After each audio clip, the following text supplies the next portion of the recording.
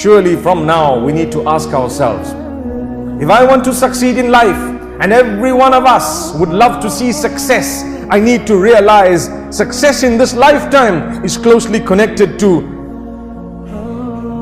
the success of the hereafter. Subhanallah. Success and true success in this world is closely connected to your success in the hereafter. When you are bothered about what's going to happen to you after you're going to die, you will be able to prepare correctly and live a life of contentment.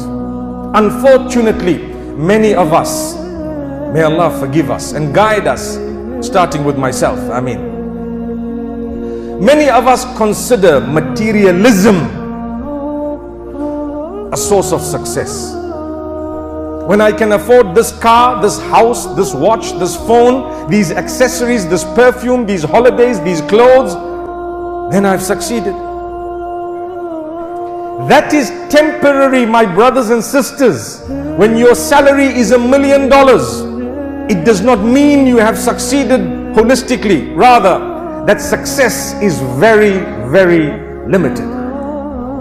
It is only a portion, perhaps 5% of what we as believers would consider success. And for that reason, Allah's plan is always that those who have the world with them and the materialistic world with them are not necessarily the happiest. In fact, they are not from amongst the happy ones. Because happiness and contentment is achieved primarily by understanding Allah's plan. By understanding you have to worship Allah alone. You have to build a relationship with the one whom you're going to go back to one day helplessly. Helplessly.